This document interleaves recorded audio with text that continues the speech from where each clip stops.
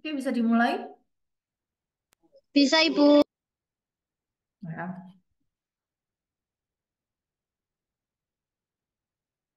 dari Rizky di LPM. Hmm. Oke, Assalamualaikum warahmatullahi wabarakatuh. Hmm. Waalaikumsalam. Waalaikumsalam warahmatullahi wabarakatuh. Oke, eh, gimana ini kok gak bisa? Bentar.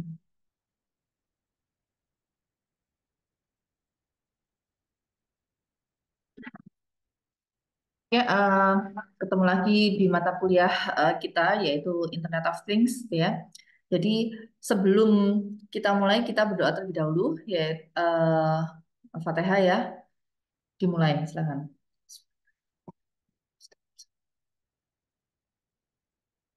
Amin amin ya rabbal alamin.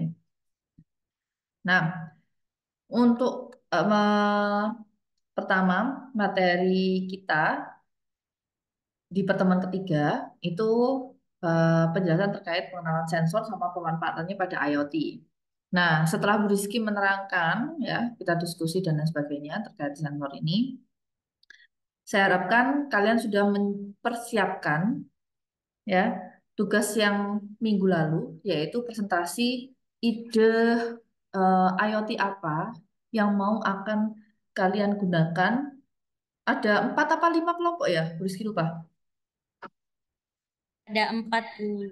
4 kelompok gitu ya. Nanti presentasinya diwakilkan gitu ya. Boleh dengan ketuanya atau mau pembagian satu persatu penjelasannya silahkan gitu ya. Untuk pembagiannya kelompok sudah di list Juliana? Sudah mendapatkan kelompok semua atau ada yang belum?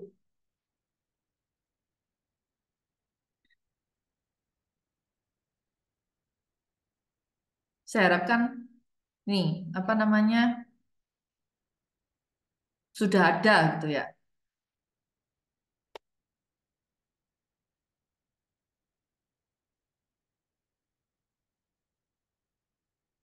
Oke, Rizky mulai untuk apa namanya materinya ya pengenalan sensor dan pemanfaatannya pada Internet of Things gitu ya. Karena kalau pada IoT biasanya kan ada yang namanya embedded ya, atau microcontroller yang untuk perangkat yang mengontrol gitu ya, perangkat-perangkat IoT things gitu ya.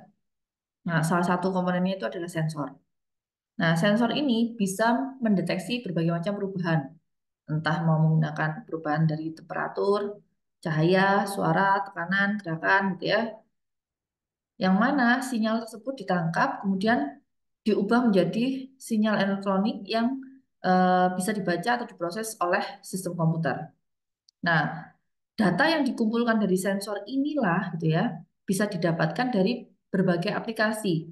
Bisa aplikasi apa namanya website atau aplikasi Android, gitu ya, misalkan untuk smart farming gitu ya atau bahkan dikombinasi dengan Google Assistant gitu ya eh, ya mobile juga atau untuk pemantauan kondisi lingkungan ya climate change itu bisa atau bahkan untuk kontrol otomatisasi ya jadi kalau misalkan ada apa namanya terdeteksi ada manusia masuk ke dalam rumah gitu ya nah lampunya otomatis menyala gitu ya. Kemudian sepi tidak ada apa namanya penghuni atau orang ya yang terdeteksi, otomatis lampu padam. Berapa detik setelahnya padam. Nah, bahkan IoT sendiri itu bisa digunakan untuk analisis perilaku, entah berdasarkan emosi dan lain sebagainya. Ya.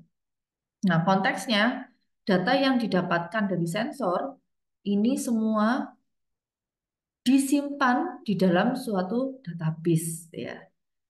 Boleh database-nya di standalone atau di cloud. Pertanyaannya, kalau misalkan butuh data-data yang didapatkan oleh sensor itu tersimpan, otomatis harus terhubung di internet ya.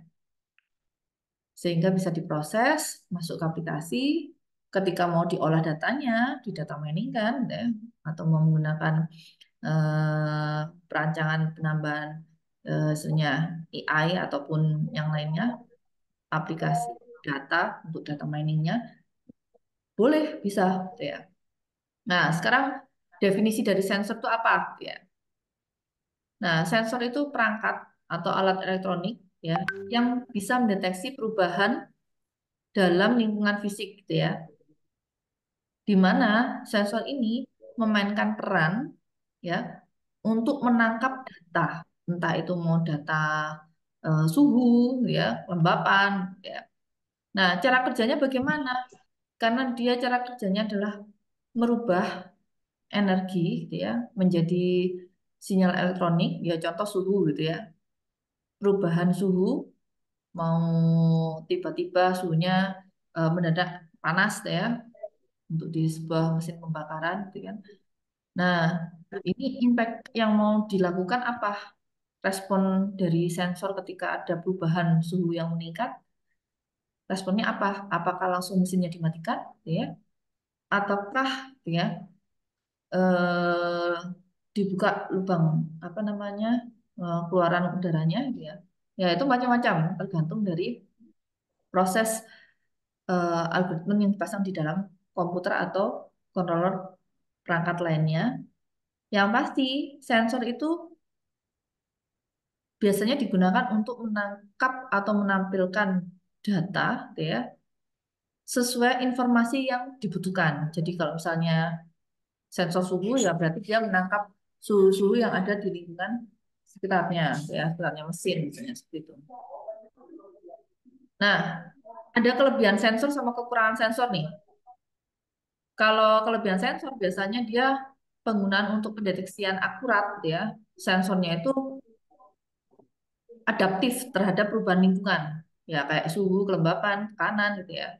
Kemudian bila dia terpasang di aplikasi, ada database untuk penyimpanannya, kemudian eh, komunikasi datanya, protokolnya mau menggunakan internet, Ethernet atau WiFi gitu ya. Nah, bisa digunakan untuk monitoring secara real time terhadap perubahan yang terjadi. Jadi kelebihannya sensor seperti itu. Kemudian efisiensi energi. Karena penggunaan sensor biasanya memerlukan daya listrik ataupun ini ya inputan itu tidak terlalu besar ya, sehingga dia itu lebih hmm, fleksibel dengan baterai yang tahan lama karena tidak terlalu boros ya. Jadi energi efisiensinya itu jalan.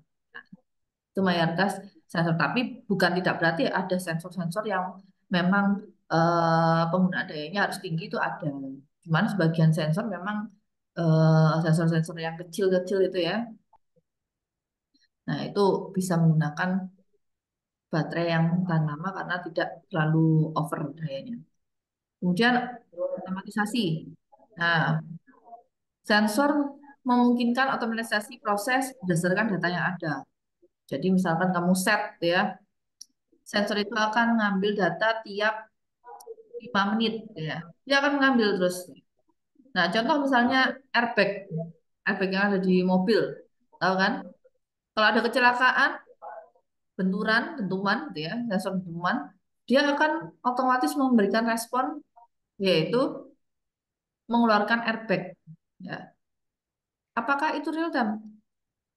Nah, real time itu bisa terjadi dengan jeda waktu misalkan diambil tiap 5 detik atau tiap 5 menit gitu ya. Tapi runtun ya. Nah, responnya ya bisa cepat, misalnya dalam satuan detik langsung keluar. Kalau misalnya ada dentuman yang keras. Kekurangan sensor ya, sebagian sensor yang memiliki kemampuan canggih biasanya harganya itu sangat mahal untuk biaya satu per unitnya. Ya. Bu, tapi ada bu sensor suhu Bu. Murah bu. Iya, ada. Tapi kalau misalnya, tapi dia tidak apa namanya, bukan tidak terlalu akurat atau canggih, enggak. Kalau misalnya sensor yang dia itu standar industrial, gitu ya, dia itu harganya memang mahal. Walaupun untuk sensor itu bisa ngambil data DO ya, kemudian NTU gitu ya. Ya, misalnya sensor air ya, untuk mengetahui debit air gitu ya. Kalau misalnya dia itu satu sensor industrial, kalibrasinya jelas ya. Nah, canggih dia. Jadi auto kalibrasi gitu ya. Nah, itu biasanya mahal harganya. Sekitaran di atas 50 juta sampai 100 juta. Tapi kalau misalnya sensornya cuma satu itemnya, sensor DO sendiri, sensor turbidity sendiri, kemudian sensor eh, apa debit air sendiri gitu ya. Nah, itu mungkin agak murah gitu ya. Tapi kadang gitu ya masih memerlukan kalibrasi. Jadi kadang bisa dikategorikan kalau sensor yang murah-murah itu seringkali terjadi ketidakpastian, tidak akurat dalam pengukuran, kemudian kalibrasi ataupun validitas datanya itu yang diperoleh itu eh, kadang tidak terstandarisasi seperti yang di industri. Kemudian perawatan sensor, semakin canggih sensor itu biasanya butuh perawatan rutin atau maintenance ya, agar ketika dikalibrasi itu akurat. Nah, tapi ada kadang gitu ya eh, orang yang tidak mengerti bahwa sensor itu butuh perawatan maintenance nah, itu dibiarkan saja ya sudah pokoknya dia merasa bahwa dia hanya membutuhkan datanya saja. Tidak seperti itu. Dan kalau misalnya mau mendeteksi climate change deh ya, kan kadang kena debu-debu dan lain sebagainya numpuk sehingga mengacaukan hasil pengambilan datanya. Kemudian mau mendeteksi air, ternyata banyak lumut-lumut di dalam sensornya gitu ya. Sehingga nilai data sensornya langsung minus minus minus gitu ya. Nah, itu juga yang menyebabkan sensor itu butuh perawatan. Kemudian keterbatasan kondisi. Tidak semua sensor itu cocok untuk kondisi lingkungan karena beberapa sensor itu memiliki batas sensitivitas. Ya, ada yang sensitivitas terhadap suhu yang apa namanya ekstrim gitu ya, atau kelembapan tinggi, jadi langsung mati gitu ya, tidak bisa ngambil data itu, atau yang lainnya.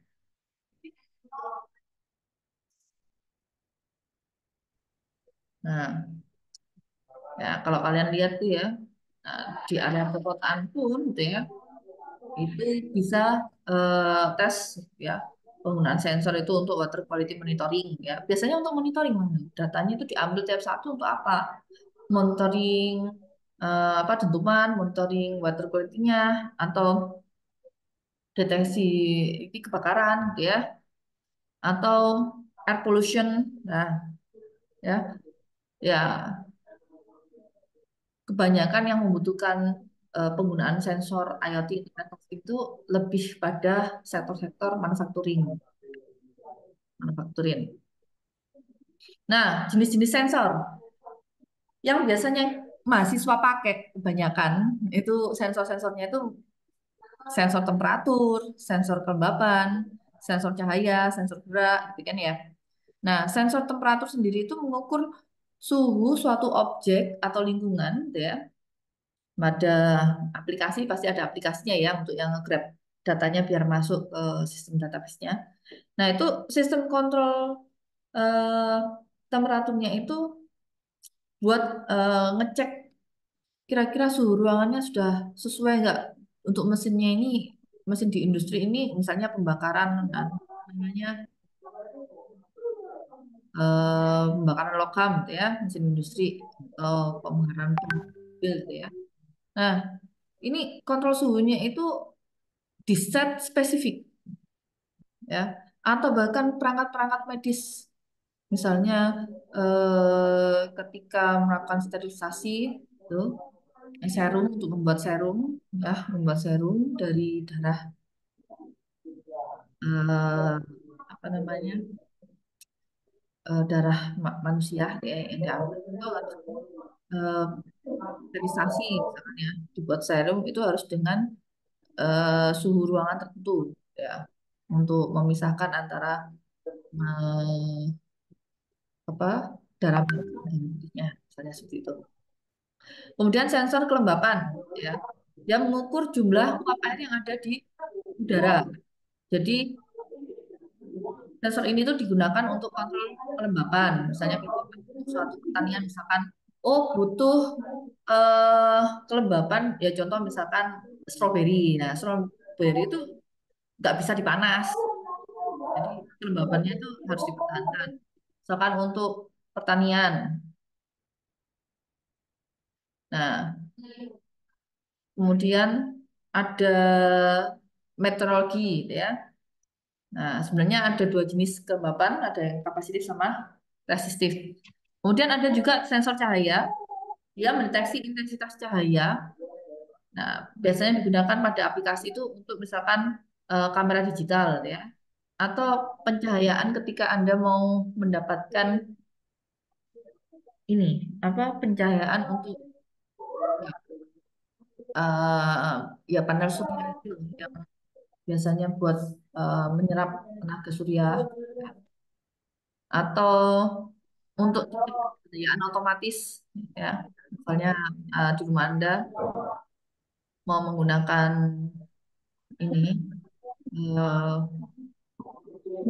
panel surya, eh, listriknya supaya bebas digunakan di dalam rumah, gitu ya. Atau sensor cahaya yang misalkan fotodioda, transistor. Ya. Tahu bentuk transistor nggak kalian? Nggak ya?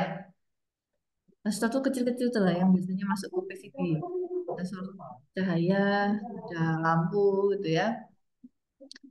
Jadi biasanya itu tetap dalam bentuknya sinyal, sinyalnya itu inputan dari lingkungan, ya, kondisi sekitar. Nah, nanti dirubah menjadi sinyal listrik gitu ya. Kemudian ada sensor gerak. Kalau sensor gerak itu kan tergantung dari deteksi objek-objek gerak gitu ya. Misalkan objek gerak itu bisa hewan, bisa kursi bergerak gitu ya, atau orang gitu ya. Nah, ini biasanya digunakan untuk security di rumah ya, smart home gitu ya. Ya, kontrol pencahayaan atau otomatisasi sistem gitu ya pada rumah pintar, atau bahkan eh, untuk mendeteksi pergerakan objek di mobil itu juga bisa, atau gerakan ponsel, nah itu juga bisa. Nah, sensornya itu biasanya itu sensor gerak itu yang dipakai itu ultrasonik. Ya, contoh yang kemarin tuh ada buat Bipora, ya, bingkai itu kan, bingkai poster bergerak, nah, ya. Itu ada objek bergerak, posternya akan mengeluarkan ini iklan, gitu ya, kan. Jadi responnya itu dilihat. Atau ada lagi sensor infrared. Jadi kalau misalnya ditaruh di depannya atas pintu gitu kan ya. Nah, itu dia akan menangkap sensor banyak itu dari sensor apa namanya pergerakan ya suhu apa dan infrared pasif biasanya. Nah, ada juga sensor gelombang mikro. Nanti kita tunjukkan satu persatu ya. Nah, ini sensor suhu untuk mengetahui ya kayak termometer gitu ya. Nah, ini kalau penggunaan aplikasinya biasanya untuk kontrol suhu ruangan, ya, tapi ada juga yang pakai warm smooth ya, ada suhunya juga. Nah, itu kalau misalnya termometer biasanya kan untuk pemantauan suhu tubuh manusia gitu ya. Dia dicekkan masuk ke dalam motornya ya. Nah, ada jenis beberapa sensor suhu termasuk namanya termistor, termokouple ya, atau bahkan sensor suhu digital. Masing-masing punya spesifikasi yang eh, sendiri-sendiri, karakteristiknya berbeda ya. Tapi pemilihan sensor, mau pakai sensor yang spesifikasinya sampai sekian atau sekian, itu semua tergantung dari kebutuhan aplikasi yang mau digunakan atau mau dihasilkan. Nah, misalkan sensor suhu kan biasanya digunakan untuk mengukur suhu lingkungan atau benda gitu ya. Nah, contoh penerapan sensor suhunya misalkan kamu mau naruh sensor suhunya itu untuk ngatur suhu di AC di rumah gitu ya, atau suhu kulkas atau termometer digital itu untuk mengatur suhu nih apa namanya badan ya, taruh dari gelang dan lain sebagainya. Atau sistem HVAC, heating, ventilation, dan air conditioning gitu ya. Nah, ini bisa taruh sebagai pendukung smart house gitu ya, smart home. Nah, ada juga sensor kelembapan. Ya, sensor kelembapan itu alat elektronik ya, sama mendeteksi mengukur kadar air gitu ya, kelembapan dalam suatu material, di mana sensornya itu mengubah sinyal kelembapan, sinyal listrik yang diproses oleh microcontroller atau embedded sistem embedded yang lainnya, entah mau pakai Arduino, Jetson dan lain sebagainya, Raspberry. Nah, kebiasaan eh, pada dasarnya sensor kelembapan ini biasanya pada penggunaan aplikasi IoT itu pada smart home ya, atau pertanian untuk menjaga kelembapan misalnya tanah gitu ya, untuk mengukur suhu kadar air tanah. Kemudian ya sama HVAC juga di kelembapan. Kemudian dia suhu ruangan atau sistem irigasi otomatis ya. Nah, kalau pertanian itu biasanya kelembapan tuh penting karena kadang setiap tanaman tuh butuh kelembapan sendiri, materialnya berbeda. Nah, ini yang bisa membantu petani gitu ya untuk mempertahankan supaya apa? Tidak gagal panen. Eh, Makanya sensor kelembapan itu eh, dibutuhkan untuk tahu bahwa oh kadar airnya kurang, maka harus disiram. Oh ternyata kelembapan tanahnya itu terlalu gugur, maka harus ditambahkan eh, material-material tertentu, misalnya seperti itu. Nah, karena dia mengukur kadar uap air itu ya, entah itu di udara ataupun di tanah, ya. Kalau di udara biasanya kelembapan itu untuk alat ukur cuaca, ya, climate change, gitu ya. Jadi tahu kapan apa suhu kadar uap air yang di udara itu terlalu lembab atau bagaimana, terus responnya mau dikasih seperti apa. Nah, sebenarnya sensor kelembapan itu dipakai untuk mengendali kelembapan dalam ruangan atau bahkan buat di dalamnya mesin pengering pakaian itu ada. Nah, ini ada beberapa sensor cahaya. Kita lanjut ke berikutnya ya, sensor cahaya. Ini adalah fotoresistor ya, kalau kalian lihat ini. Nah, ini komponen elektronik ya, yang resistansinya itu berubah berdasarkan intensitas cahaya yang diterima. Jadi ketika cahaya mengenai fotoresistor atau resistansinya turun gitu ya. Nah, sensornya ini sangat mudah digunakan dan banyak diaplikasikan dalam berbagai proyek IoT. Ada juga LDR ya, light dependent resistor kayak gini warnanya. Agak kebiruan gitu ya, tapi warnanya langsung terang Kak. Ya seperti ini. Ya, kayak ini agak kuning, ini agak biru putih gitu ya. Nah, ini fotoresistor juga ya, tapi lebih light ya, karena sangat-sangat sensitif terhadap perubahan cahaya. Nah, sensor LDR ini gitu ya memiliki resistansi yang tinggi pada kegelapan, tapi rendah pada cahaya terang. Biasanya digunakan untuk pengukuran intensitas cahaya atau otomatisasi pencahayaan. Nah, ini apa marketnya itu ya. Jadi untuk yang eh, supaya jadi tersambung jadi satu jalur gitu ya. Nanti ada kabel-kabelnya, pin in pin outnya. Kita tapi belum belajar untuk pin in pin outnya ya. Kita masih mengenal terkait dengan sensor, sensor apa aja. Nanti kalian biar tahu ketika mau membuat ide atau ide khusus gitu ya untuk aplikasi kelompok ini. Nah, sensor apa yang mau Anda pilih tuh? Dan Anda mau membuat apa? Nah, ada juga sensor cahaya digital. Bentuknya model kayak gini. Tapi ini udah di market ya. Ya. Nah, kalau untuk permarketan ini sebenarnya dekat di depannya Ungusa, dekatnya belakangnya apa BSI ya, BSI Jember Sari itu. Nah, itu kan ada akrilik, customer akrilik kan. Nah, itu sebenarnya bisa dimarketkan di situ kan. Nah, ini sensor cahaya. Ini cahaya digital ya. Jadi dia menangkap sinyal dari cahaya, kemudian dijadikan sinyal digital gitu ya, untuk mengukur tingkat cahayanya seperti apa. Apakah tinggi, apakah rendah, gitu kan ya. Nah, ini sensor ini karena sensor digital, dia lebih akurat dan lebih gampang untuk diintegrasikan ke IoT ya dibandingkan ini fotoresistor sama LDR. Karena ya karena dia sensor cahaya digital ya, karena pengubahannya ya tetap dari digital, otomatis kontrol perangkat IoT-nya itu lebih gampang. Itu aja sih. Nah, jadi kalau kalian lihat gambar ini tadi LDR kan ya.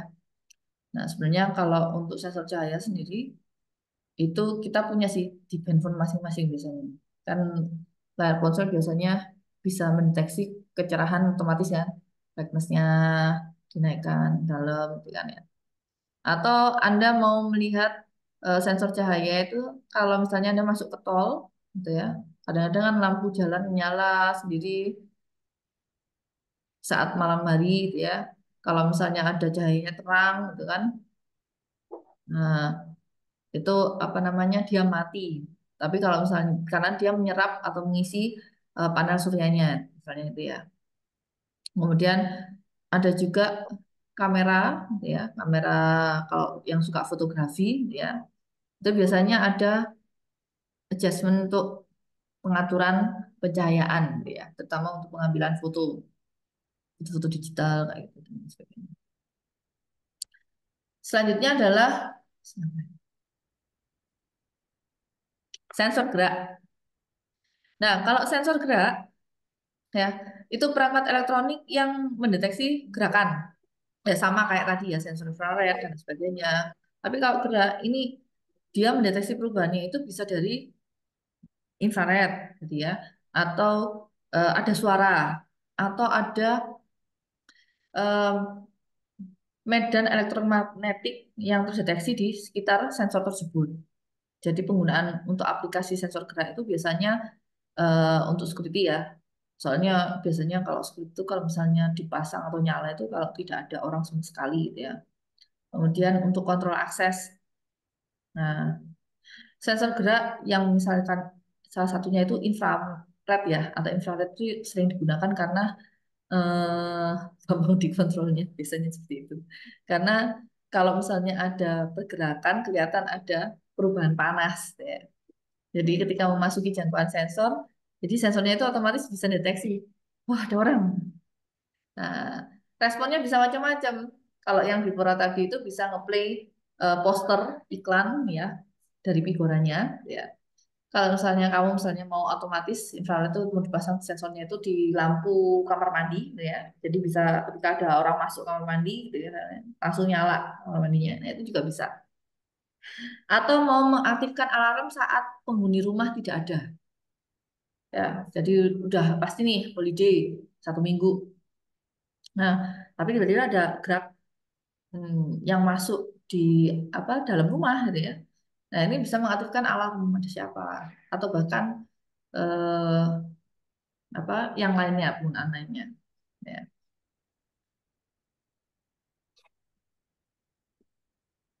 Nah, sensor gerak sendiri karena dia mendeteksi pergerakan, ya eh, selain lampu otomatis yang menyala, ada sistem keamanan rumah yang menyala kalau misalnya saat pemilik rumah keluar. Ada juga pintu otomatis di pusat perbelanjaan. Biasanya sebenarnya apa? Konsepnya sama kayak poster. Kenapa? Jadi dipasang di atas daun pintu, gitu ya, sensor infrarednya. Kemudian otomatis ketika masuk, gitu ya, misalnya pasang di restoran Jepang, gitu ya, restoran Chinese, gitu ya. Nah, kamu masuk irasaimase gitu atau masuk selamat datang gitu ya. Nah, itu eh bisa membunyikan alarm bahwa ada orang yang masuk atau ada customer datang gitu ya. Atau kalau misalnya capek untuk menjawab seperti itu, kamu bisa memplaykan dengan eh, apa ya, WAV, file WAV gitu ya. Jadi ketika ada masuk itu otomatis masuk, kemudian otomatis mau bersuara, suara, sambutan, yokoso dan lain sebagainya. Nah, tentunya seperti itu.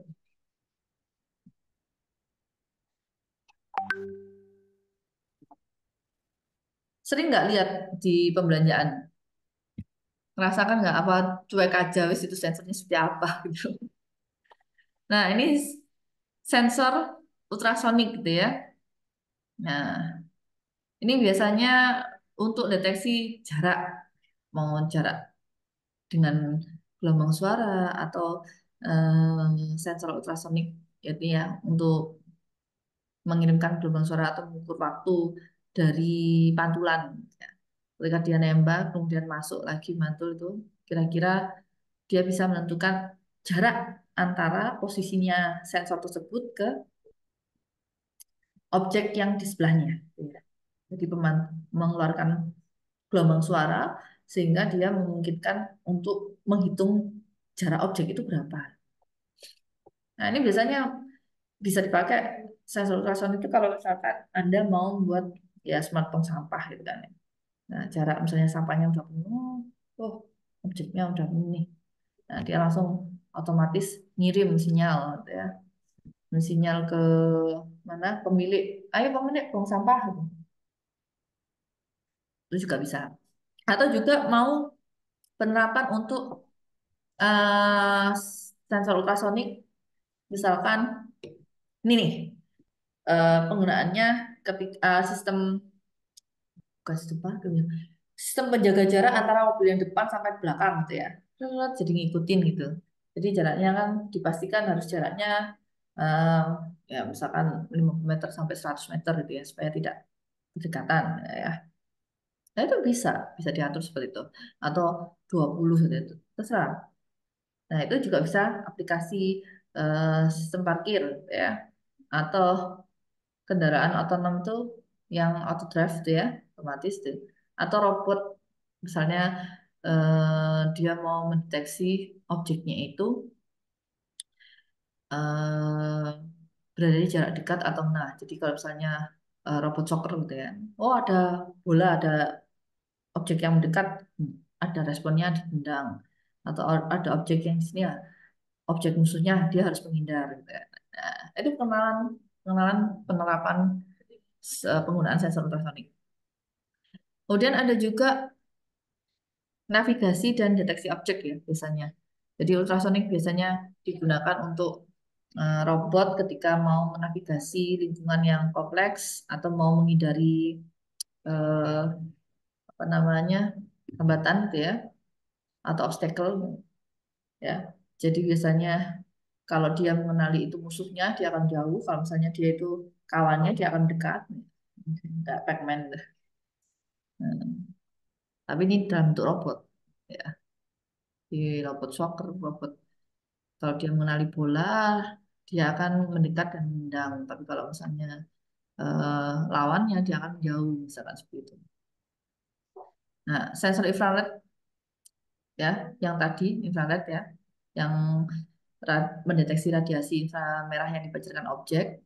Nah, itu biasanya didapat dari apa panas ya, suhu panas radiasi ya, yang ada di dalam manusia. Kemudian ya fungsinya sama ya udah tadi ya. Kalau misalnya untuk mendeteksi pergerakan pada sistem keamanan rumah dan lain sebagainya. Ada juga namanya sensor tekanan.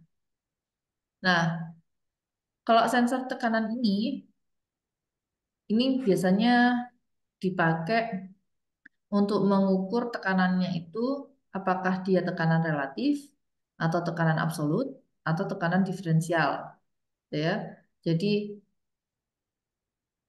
tergantung penggunaan biasanya sensor tekanan itu lebih ke industri manufacturing gitu ya atau otomotif atau eh, di dunia medis gitu ya.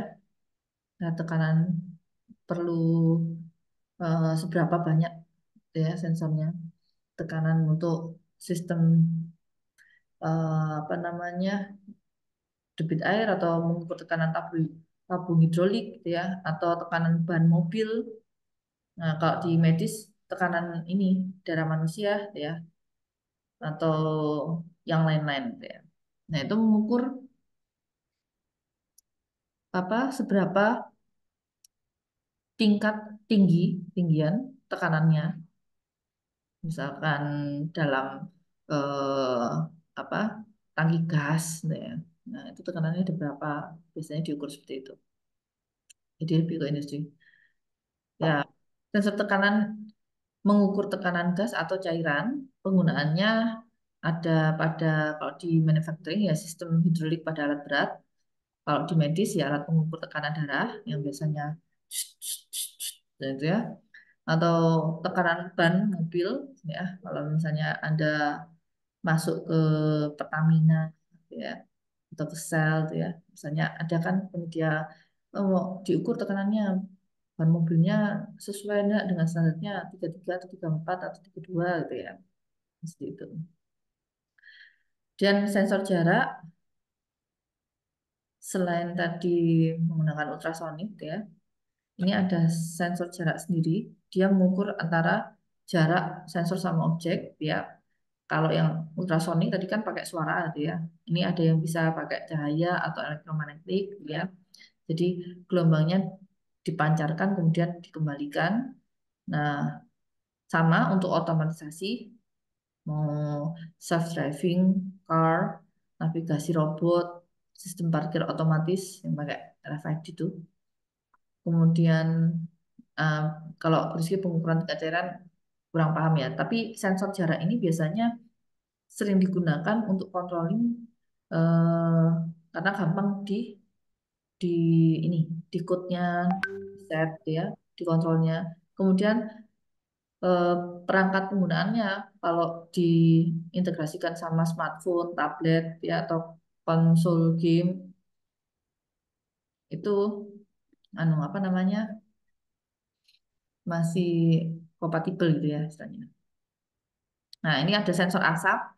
Biasanya ini untuk penggunaan K3 ya. Biasanya untuk mendeteksi adanya kebakaran ya, entah itu di apartemen atau di hotel atau bahkan di rumah ya. Nah, ini memang salah satu perangkat yang penting apabila mau mendeteksi adanya partikel asap kalau terjadi kebakaran ya. Kemudian bisa dikasih respon sistem peringatan. Jadi untuk memperingatkan penghuni entah itu mau ditambahkan valve gitu ya, langsung bisa suara dikasih apa namanya sensor bunyi atau bahkan speaker speaker aja ya. Jadi sensor asap digabungkan sensor speaker gitu ya. Ketika ada terdeteksi asap langsung otomatis atau kayak bel sekolah itu ya boleh gitu ya. Ya, seperti itu. Itu fungsinya untuk respon, respon pengingat ya, atau bahkan bisa mau dikirimkan notifikasi ke handphone ya. Jadi SMS ya. Nah, integrasi IoT biasanya untuk monitoringnya ya. Jadi pemantauan pemilik rumah terhadap rumahnya itu bisa dilakukan real time dari jarak jauh menggunakan aplikasi smartphone ya. Nah, ya. Kemudian untuk mengetahui apakah eh, kondisi rumahnya itu masih aman, tentram, nggak ada asap atau sensor asapnya masih normal gitu ya. Nah, itu bisa diketahui dari sini. Nah, ini ada sensor gas ini biasanya juga untuk manufacturing ya. Jadi untuk mengetahui mana gas yang bocor misalkan. Jadi sensor gasnya itu untuk mendeteksi, oh ini bisa mendeteksi gas CO atau gas CH4 metana ya, atau gas LPG gitu ya. Nah, karena ketiga gas ini gitu ya, kalau misalkan dibiarkan kemudian terpercik ada api atau ada semprotan atau ada apa, dia bisa mematikan, misalnya gitu. Jadi sensor gas ini biasanya juga eh, digunakan, jadi tidak hanya asap, tapi bisa digunakan untuk security smart home gitu ya. Alarm kebakaran juga bisa, sama kalau pemantauan lingkungan biasanya untuk perubahan apa udara, polusi udara ya. Ada beberapa sensor gas itu mendeteksi misalkan hidrogen ya. Ya, kalau yang tadi kan masih tiga ya, monoksida, metana, sama gas alam. Ya, ada juga yang bisa mendeteksi hidrogen. Dan ada sensor detak jantung. Jadi sensor detak jantung itu perangkat elektronik yang bisa mengukur detak jantung seseorang. Jadi misalkan eh, kamu lagi duduk nih mau mengukur detak jantungmu normal apa enggak gitu ya. Ya itu ada sensor biasanya masuk ke ubiquitos perangkat smartwatch gitu ya. Atau ketika Anda olahraga mau mengukur detak jantungnya itu seperti apa. Kalau misalnya memang terlalu cepat, akhirnya berhenti istirahat terlebih dahulu atau berhenti gitu ya. Itu semua untuk memantau kesehatan nih apa em, personal gitu ya misalnya. Nah, jadi sensornya itu biasanya ditaruh di pergelangan tangan pada umumnya. Tapi kadang kalau misalnya Anda di rumah sakit atau di laboratorium gitu ya, untuk medical check up gitu ya, sensor detak jantung itu kadang ditaruh di telunjuk jari gitu ya. Atau kadang kalau ibu hamil gitu ya, itu ditaruh detak jantungnya itu dua gitu ya, di jantungnya ibunya sama di perut gitu ya, untuk mendeteksi detak jantung bayi. Nah, itu datanya itu langsung ketika dia dikoneksikan dengan smartphone ya dikirim ke perangkat elektronik ya itu bisa dianalisis, oh tiap harinya seperti ini, itu disimpan juga bisa. Nah, jadi nggak hanya cuma kalau misalnya hanya melihat sementara ya bisa, tapi kalau misalnya mau disimpan di dalam apa namanya database verbis handphonemu, smartphonemu untuk dianalisis apakah kalian normal ataukah aritmia ataukah eh, ada semacam gangguan mungkin karena capek dan lain sebagainya, nah itu bisa ada eh, analisisnya ya. Kemudian ada lagi yaitu sensor posisi ya, akselerator. Nah, mendeteksi posisi objek ya. Ya, jadi ngambil ngambil apa sensor posisi itu lumayan penting juga karena bisa mengetahui lokasi objek secara real time. Ya, fungsinya apa ya? GPS ya, misalnya GPS ya. Sistem GPS navigasi gitu ya. Jadi biasanya anak kecil-kecil tuh, dikasih sensor GPS handphonenya, di handphonenya ataupun di jam ya, smartwatchnya untuk melacak pergerakan si adik itu di mana. Nah, atau memetakan lingkungan sekitar, misalkan. Ya. Nah, posisi objek deteksi sensor posisi itu misalkan, oh di sini gasolin terdekat, dan atau restoran terdekat, gitu ya. Nah, ataupun digunakan untuk sistem navigasi, ya pelacakan rute, misalnya mau dari sini ke Unusa atau Unusa ke mana, TP, gitu ya. Nah, estimasi jarak waktu tempuhnya berapa, petunjuk arahnya mau ke kanan kiri dan lain sebagainya.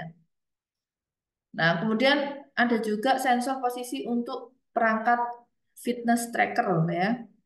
Jadi ketika kamu olahraga, jalan 10.000 langkah setiap hari, misalnya itu ya, mau ikut ini ya, apa namanya, lari 100 meter, lomba lari 100 meter, atau 500 meter, dan 1 kilo, 2 kilo. Nah, itu bisa memantau jarak tempuh dan kecepatan, bahkan rute yang sudah dilewati, itu ada berapa banyak, itu bisa menggunakan sensor posisi.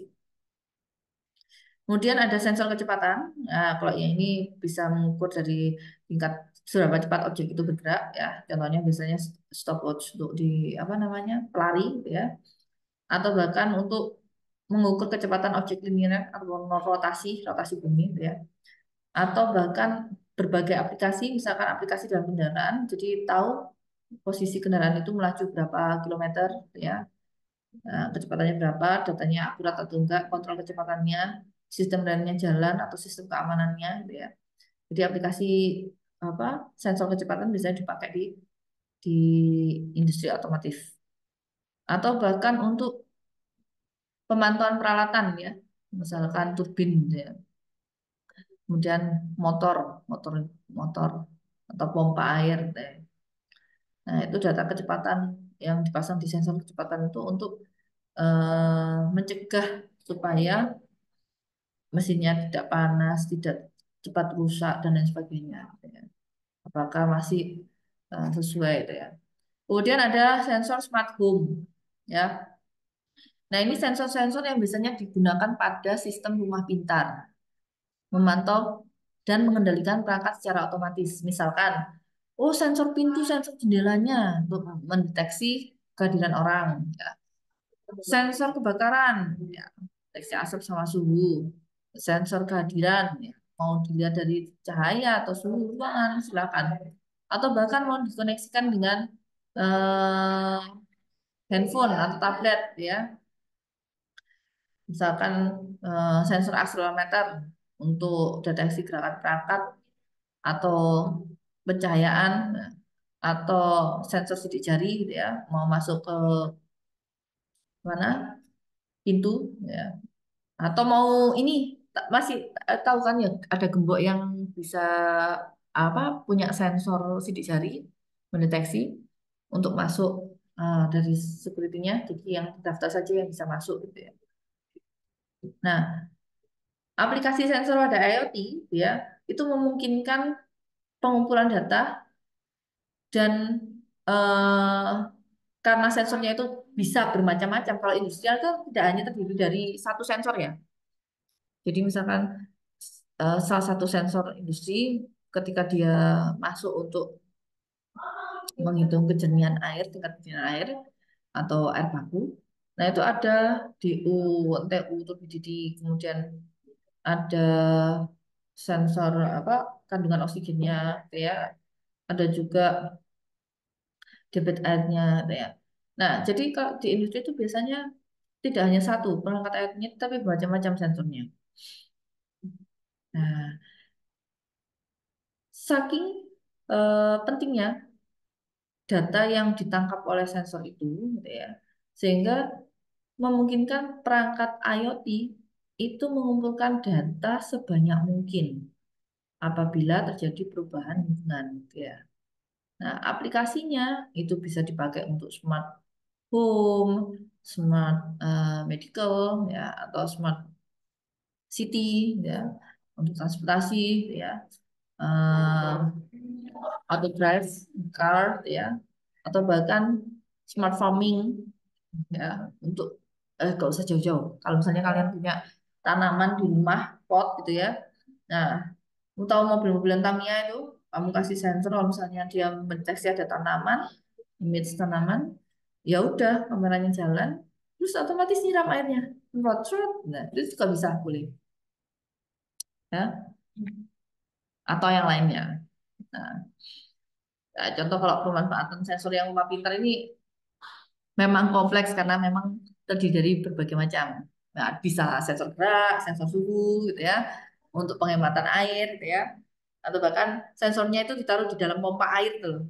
Jadi otomatis jalan. Kalau misalnya penuh, dia berhenti. Tapi kalau misalnya dia sudah mencapai titik tertentu, apa eh, belum mencapai titik tertentu, dia nyala, gitu ya. Nah, itu bisa. Jadi penggunaan airnya otomatis lebih efisien, ya. Listrik juga. Nah, listrik itu semakin lama semakin mahal, semakin tahun mahal. Tapi kalau misalnya Anda bisa mengatur tingkat penggunaan ya otomatisasi sensor cahaya ya. Jadi kalau misalnya ruangannya gelap dia bernyala, kalau ruangannya nyala, apa terang dia mati ya. Itu bisa meningkatkan apa penghematan listrik tuh, dan seterusnya ya. Nah, kalau untuk di otomatisasi pertanian biasanya pemantauan kondisi tanaman ya tadi ya mau rusak apa layu atau kelembapan tanahnya itu berbeda ya suhu cahayanya Nah, atau irigasi atau untuk pemupukan. Jadi misalkan set, oh tiap tanggal 2, 12, 22 ya, dilakukan pemupukan gitu, sehingga tumbuh optimal. Ya silakan, gitu ya. Tanpa harus mengingatkan pemiliknya untuk memupuk. Kemudian pengendalian hama. Jadi misalkan dipasang alat-alat titik-titik gitu ya, untuk dibuat turbin untuk penyiraman atau dibuat turbin untuk eh, apa sebaran semprot hama gitu ya. Nah, itu juga bisa. Kalau irigasi ya sama ya. Nah, seperti pompa mau di rumah ataupun mau di apa namanya?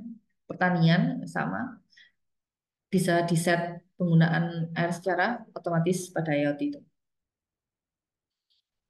Kemudian untuk pemantauan lingkungan, suhu kelembapan sama kualitas udara biasanya kan kalau di Surabaya itu ada di ujung dekatnya depannya ini ya apa SMA 19 itu SMP 19 itu ada pemantauan kualitas udara, ada layar gedenya informasikan monitor eh, polutannya apa aja ya, ada karbon monoksida, sulfur dioksida, partikel harusnya, kemudian ditambahkan dashboard untuk monitoringnya, jadi paparan polutannya itu apa aja.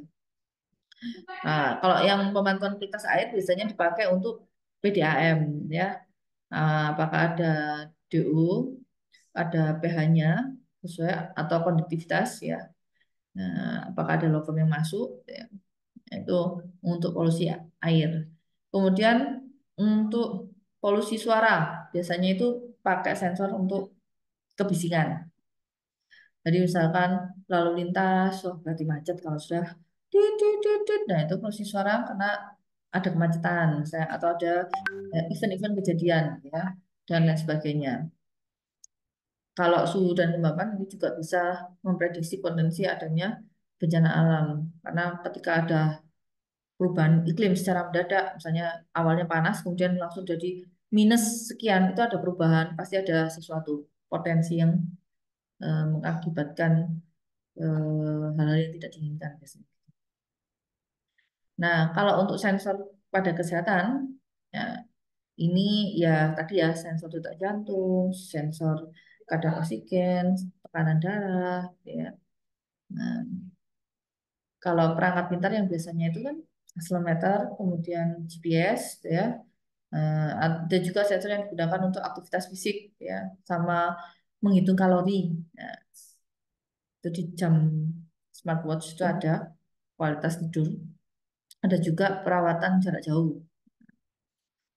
Nah, pemanfaatan sensor tuh mayoritas orang itu supaya lebih aman. Kemudian memberikan laporan dan mengenakkan kita karena ada sistem yang bisa kita pantau laporan monitoringnya, gitu ya.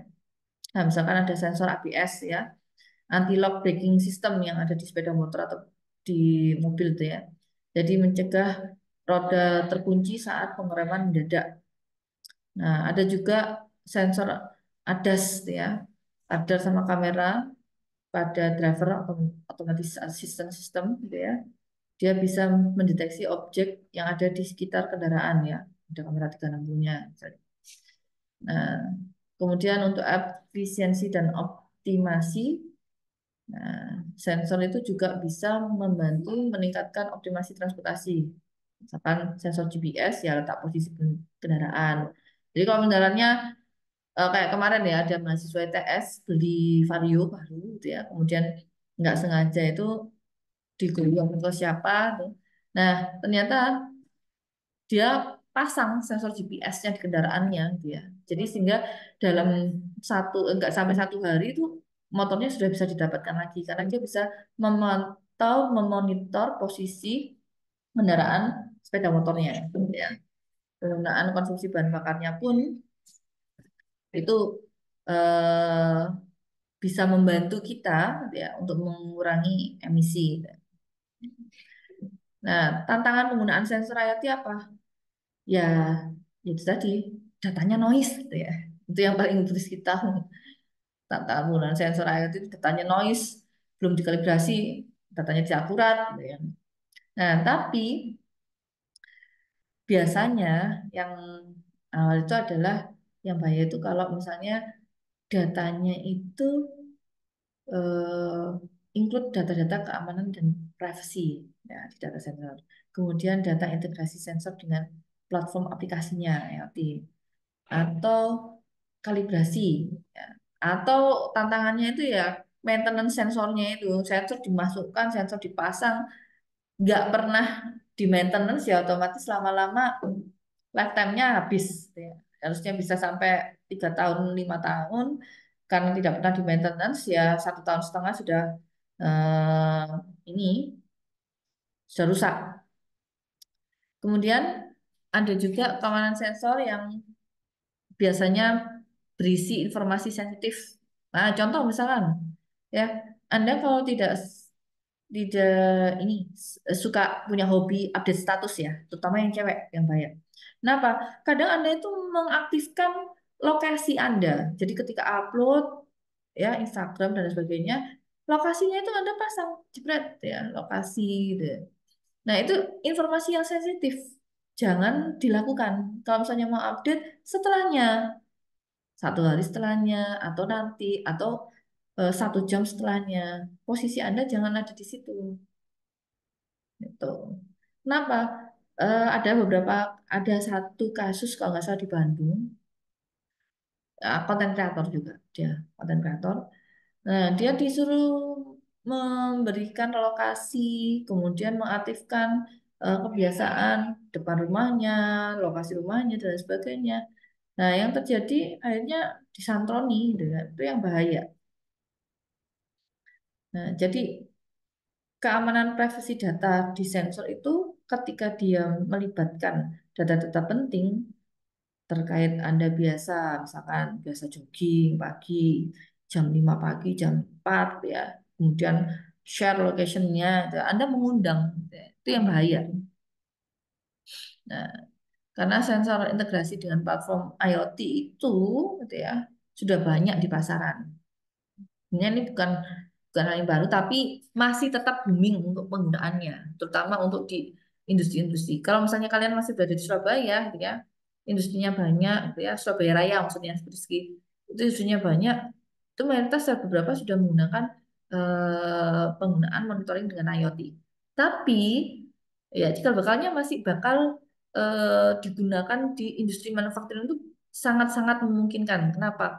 Ya contoh di Mojokerto, Kian, kemudian penggunaan untuk di Jombang gitu ya. Itu masih belum terintegrasi semuanya.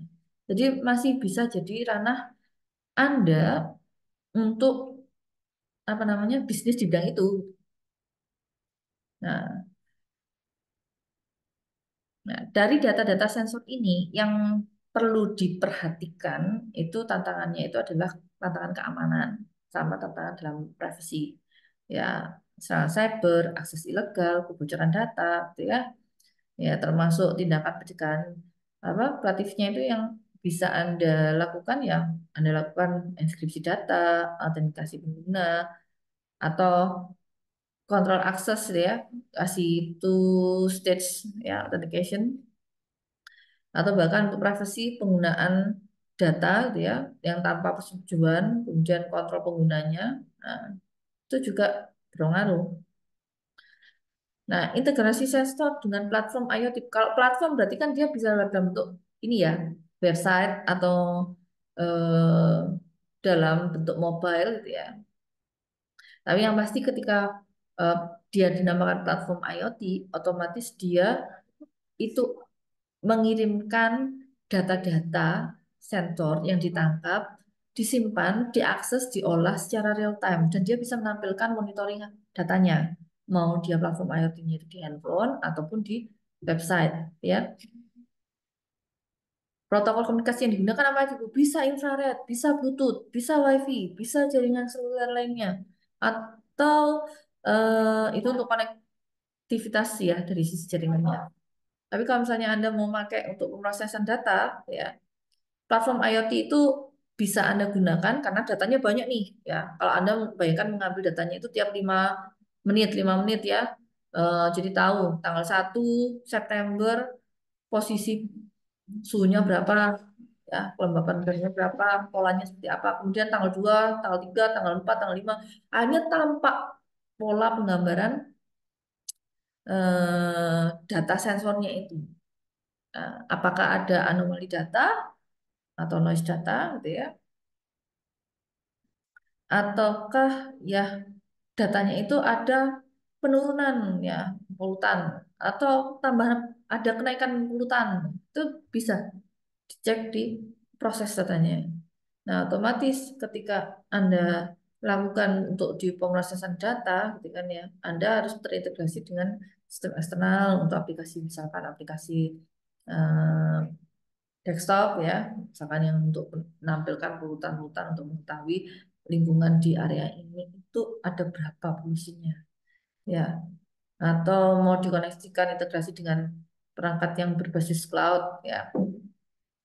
Kemudian atau untuk membuat ini apa namanya penelitian yang lain. Nah, kalau sensor ya otomatis dia harus tahu cara mengambil data kan, mengumpulkan. Nah, mengambil datanya sih dari sensornya, mengumpulkan data sensornya untuk bisa diakses. Ini harus ada DPMS-nya sendiri, gitu. Itu yang harus dipahami.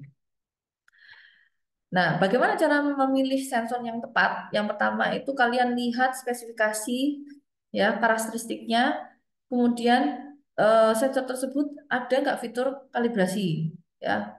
Kemudian dilihat parameter yang ada di dalamnya itu bagaimana, akurasinya tepat nggak? Misalkan kamu bisa membandingkan dua pengukuran yang beda, gitu ya.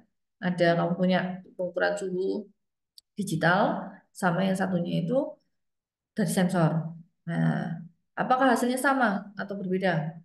Perbedaannya itu berapa berapa pengamatannya? Kemudian kecocokan lingkungan, karena tadi sensor itu punya resisten gitu ya. Kalau misalnya cuacanya ekstrim gitu ya, panas banget sampai 100 derajat, yang biasanya sensornya nggak kuat gitu ya. Karena sensor itu punya batas konstan terhadap apa namanya faktor-faktor yang bisa merusakkan sensor, misalkan ya tadi suhu ekstrim, kemudian kelembapan ekstrim gitu ya. Nah, kalibrasi atau maintenance sensor, kalau kalibrasi sensor itu biasanya untuk mengetahui data yang diperoleh atau dikumpulkan dari sensor tersebut itu akurat ya, datanya bisa dikategorikan andal. Jadi kalibrasi itu untuk membandingkan dengan standarisasi yang sudah ada. Nah, kalibrasi biasanya dilakukan pada sensor itu untuk menjaga sensornya itu bisa berjalan optimal, ya, tidak ngacok, gitu ya. Ya, biasanya seperti itu. Kemudian setelah sudah dikalibrasi, ketika mau menggunakan sensornya untuk memastikan data yang diambil itu nanti akurat sesuai dengan standarisasi industri misalkan. Nah, Anda harus melakukan maintenance atau pemeliharaan rutin. Jadi misalkan dalam 3 bulan sekali dilihat kondisinya, dibersihkan sensornya, dibersihkan dari debu, kotoran, atau dari lumut-lumut yang berterbangan, ya. Nah, kemudian dicek protokol jaringannya, ya, untuk sending datanya masih tetap bisa ditangkap masuk ke dalam database-nya atau ada kendala, ya. Misalkan jaringannya haus atau itu ya. Nah, ini juga bisa melihat gitu ya resiko-resiko kalau misalkan tidak dilakukan pemeliharaan rutin. Nah, yang berikutnya setelah kalibrasi sensor dilakukan, maintenance dilakukan, maka pemantauan kinerja sensor tersebut mau dicek secara berkala, misalkan tiap 1 bulan sekali atau 2 bulan sekali atau bahkan tiap mingguan, itu terserah tergantung dari respon tadi sensor itu digunakan untuk apa. Kalau misalnya responnya itu adalah priority gitu ya, ya maka pengecekan berkalanya sesering mungkin. Kalau misalkan hanya untuk pembacaan datanya, mengidentifikasi pola gitu ya. Nah, ini biasanya masih bisa ditoleransi untuk pemantauan kinerja, kerjanya itu misalnya setahun 2 kali. Jadi semua kembali lagi ke prioritasnya. Nah, kalau analisis data sensor, ya otomatis tujuannya itu untuk memprediksi trennya bagaimana, polutannya tinggi atau polutannya rendah, atau sistemnya harus diotomatisasi, atau sensornya ini perlu perangkat tambahan dari IoT-nya, atau bahkan perlu monitoring dashboard IIS-nya itu ya untuk kinerja sistem IoT-nya.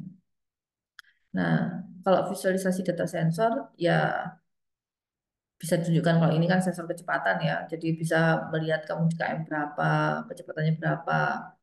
Nah, visualisasi itu tergantung masing-masing, mau ditampilkan dalam bentuk pantauan monitoring atau visualisasi mau dalam bentuk grafik batang atau animasi, silahkan gitu ya.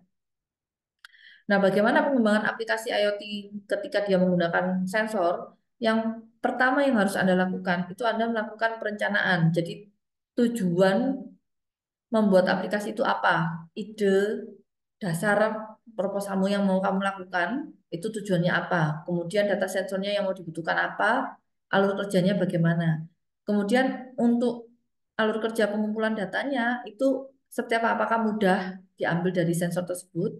Atau eh, mengalami kesulitan? Nah, kesulitannya dari sisi mana?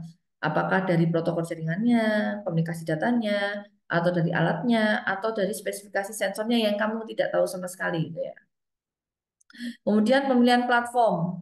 Nah, platform IoT ini disesuaikan dengan kebutuhan aplikasi. Kalau misalkan kamu berada di apa untuk smart farming gitu ya, di sawah atau di ladang atau di kebun gitu ya, eh, mau gotong-gotong platform apa komputer buat website, ketik dan sebagainya itu terlalu rumit ya, maka buatlah platform IoT-nya itu berbasis mobile misalnya seperti itu. Jadi menyesuaikan kebutuhan aplikasi aja. Kalau misalnya hanya membutuhkan 3 sensor, ya udah isi parameternya 3 sensor itu. Jadi dari pemilihan platform itu harus mempertimbangkan faktor-faktor skalabilitasnya. Nah, kalau security-nya pasti ya. Jadi hak akses ataupun eh, ini apa autentikasinya ya misalkan 2 kali dan lain sebagainya. Kemudian integrasi integrasi antara sensor ke kalkulator, kemudian ke platform IoT-nya itu ya dilihat. Berikutnya yang ketiga yaitu pengembangan UI UX ya, antarmuka desain UI UX pengguna. Nah, kalian mau yang eye catching atau eh, memudahkan, nah, simple gitu ya untuk interaksi data sensor sama kontrol aplikasinya. Nah, setelah sudah dikembangkan, ya ada develop kan. Nah, ketika develop, maka Anda uji aplikasi tersebut secara menyeluruh untuk memastikan apakah aplikasi ini jalan nggak secara fungsionalitas, atau Anda perlu pengujian usability testing gitu ya, atau bahkan keandalan deployment ketika mau diproduksi lebih banyak, itu terserah. Jadi pengujian sama penerapannya itu memang diperlukan untuk uji aplikasi. Kalau sudah, ya udah tinggal launching ya. Kemudian ketika launching mau diadakan maintenance beberapa kali boleh, atau menambah pengembangan R&D-nya di sisi aplikasi IoT untuk sensornya. Jadi ada beberapa tahapan. Ini bisa. Jadi semua pengembangan aplikasi IoT yang menggunakan sensor itu sensornya bisa terpisah. Kalau sensornya mau yang jadi satu bu ada banyak, ya kamu cari yang lebih mahal gitu ya. Biasanya di atas 1 jutaan. Itu ada, tapi tidak hanya satu sensor, isinya biasanya ada 3, 4 gitu ya parameternya. Jadi, nah, bagaimana dengan masa depan sensor IoT? Masih tetap penuh peluang, terutama untuk di Indonesia, ya. Karena Indonesia masih negara berkembang, bukan negara maju. Tapi dengan adanya pengenalan IoT, sebenarnya itu mereka dimudahkan karena apa? Tinggal lihat di sistem monitoring controllingnya itu aja, mau matikan, mau nyalakan, gitu kan. Nah, kalau misalnya Anda memanfaatkan yang paling gampang ya Google Assistant itu. Oke Google, nyalakan pemanas air, ya udah otomatis. Oke, Google matikan lampu. Ya udah, kalian mau membuat membuat integrasinya dengan Google Assistant, silahkan, tidak ada masalah. Nah, tapi apa ide yang mau Anda buat satu kelompok ini, gitu ya? Ada 4 kelompok kan ya untuk penggunaannya. Nah, ini yang akan kita bahas setelah ini, gitu ya. Kita diskusi bareng. Jadi tiap kelompok harus presentasi ya. Mari Kak Mari harus presentasi. Oke, itu saja dari saya. Terima kasih banyak. Kita lanjutkan untuk kelompoknya diacak atau bagaimana atau Bruski yang panggil. Urut saja, Bu. Oke, urus saja. Kelompok pertama silakan presentasi. Nih, Bruski stop saya.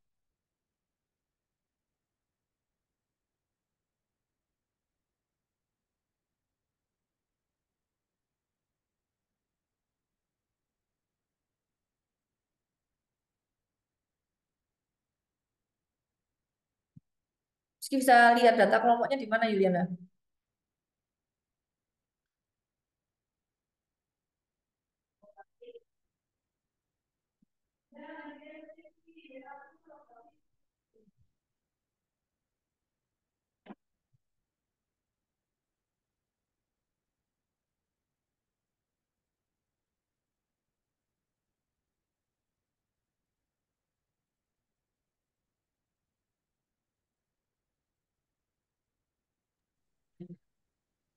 Permisi Bu, izin presentasi terkait IoT dari kelompok satu. Oke, Oke, baik. Assalamualaikum warahmatullahi wabarakatuh. Waalaikumsalam. Eh, saya mewakili kelompok satu, ingin membuat sebuah IoT itu di mana dia yang berjudul Sistem Benam Penghitung Jumlah Orang. Jadi dikasihnya itu pameran. Coba next, next, next. Next.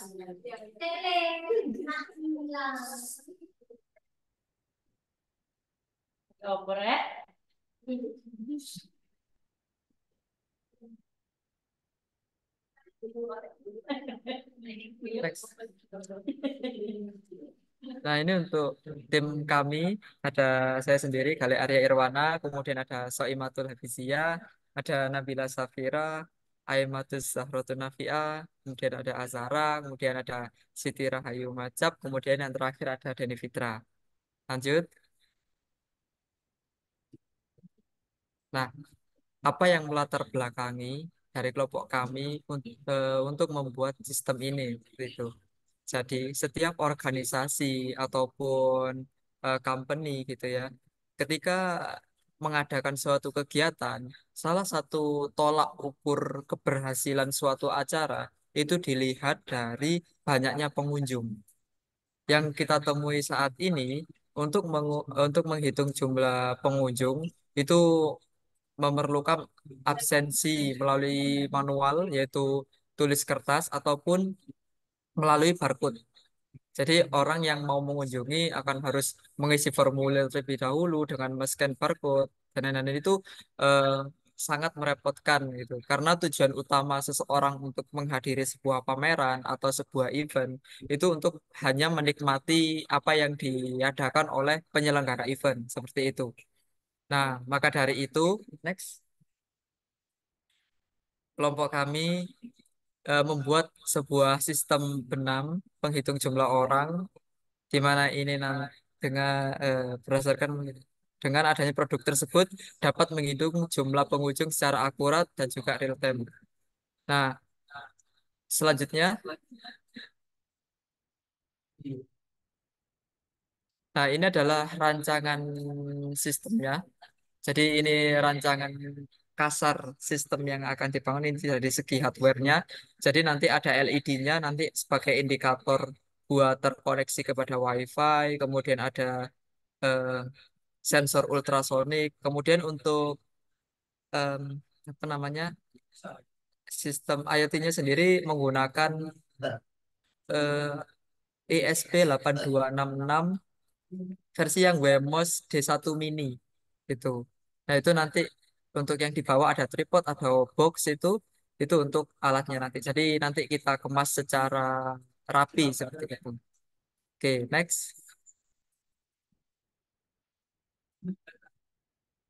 Nah, ini komponen-komponen yang dibutuhkan untuk membuat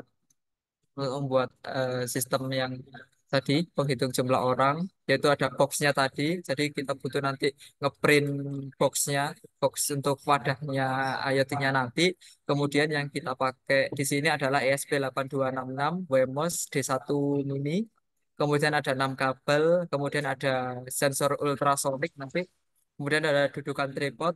Ini nanti buat apa namanya? Buat tampilannya lebih bagus gitu, alatnya lebih enak digunakan gitu, dipegang. Kemudian ada LED dengan resistor 220 ohm. Kemudian ada kabel micro USB. Ini untuk spesifikasinya. Kemudian next. Nah, untuk implementasinya sendiri pada software, jadi nanti pada ESP8266 itu nanti dia akan terkoneksi kepada WiFi. Otomatis dia akan mendapatkan sebuah IP gitu. Nah, di situ nanti kita bisa melakukan yang namanya konfigurasi mulai dari reset, kalibrasi, update gitu ya. Itu melalui API sih. API, I- IP, IP yang IP yang ini yang di generate oleh ESP8266-nya nanti gitu. Gitu. Jadi untuk integrasinya nanti kita perlu terhubung ke jaringan WiFi yang sama gitu. Gitu. Kurang lebih gambaran sistem yang ingin kami buat seperti itu, Bu. Tuh. Oke.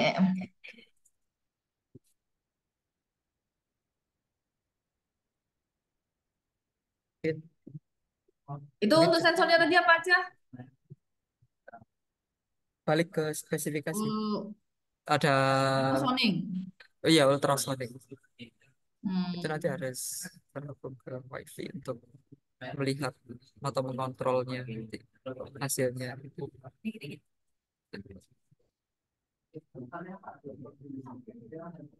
Kamu ngecek hitungnya sih oke gitu ya, tapi nggak nggak redundancy, nggak Yang mana, Bu? kedobelan. Yang mana? Ya kan kalau misalnya ngitungnya misalnya pakai jumlah kamera itu kan jumlah orangnya itu kan mudah gitu ya. Ya. Nah, ini Nah, atau dipasang berdasarkan yang melewati satu orang, dua orang, tiga orang gitu aja tuh nah, gimana? ini karena studi kasus kita itu adalah pameran. Biasanya di pada pameran itu kan untuk pintu keluar dan pintu masuk itu sendiri-sendiri gitu, Bu. Jadi nanti itu hanya akan dipasang di pada pintu masuk gitu. Jadi ada Jadi deteksi orang tidak akan masuk, double. enggaknya gitu ya. Iya, jadi tidak akan double keluar masuk gitu. Gitu. Hmm. Hanya ada orang yang masuk, kalau bolak-balik nggak ada ya kan biasanya Iya, tidak ada. nggak Karena ada. biasanya pintunya itu beda beda jalan keluar gitu. Jalan keluar sama jalan masuk itu kan beda gitu. Oke, oke. Oke, lanjut. Oke, terima kasih Bu untuk waktunya. Ya, Saya kalau akhiri kalau presentasi berubah kali ini. kalau berubah idenya berarti ganti presentasi lagi loh ya. Oh iya, Bu. Siap. Baik, Bu.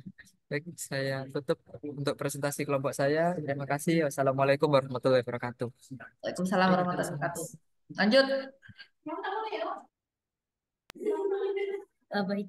Assalamualaikum warahmatullahi wabarakatuh. Salam warahmatullahi wabarakatuh. Baik, terima kasih kepada Bu Rizky Putri Nurma Budiarti selaku dosen pengampu mata kuliah Internet of Things. Kami dari kelompok 2 izin mempresentasikan terkait ide proyek dari tugas akhir Internet of Things, yaitu infrastruktur berbasis IoT untuk peringatan dini dan pengurangan risiko bencana gempa dan banjir. Oke. Untuk anggota kelompok 2 sendiri terdiri dari Ainin Sofia dengan NIM 31321.001, lalu ada Imratus Nur Rohma NIM 4, saya sendiri Yuliana dengan NIM 6, Vira Anggraini NIM 13, Nurhaliza Hikmah Bulan dengan NIM 15, Umaida Azaro dengan NIM 25, dan Sabita Kolbi dengan NIM 34. Apa sih yang melatar belakangi kami mengambil ide infrastruktur terkait bencana alam? Karena di Indonesia sendiri eh, letak geografis Indonesia sendiri terletak di cincin api Pasifik atau garis khatulistiwa. Kawasan ini terkenal dengan aktivitas seismik dan vulkanik sehingga potensi bencananya sangat tinggi. Serta yang kedua, menurut BMKG, ribuan gempa bumi terjadi di Indonesia setiap tahunnya, beberapa di antaranya dapat menimbulkan tsunami. Yang ketiga, belum adanya sistem peringatan dini yang efektif tentang potensi gempa bumi dan tsunami yang dikomunikasikan dengan cepat dan akurat.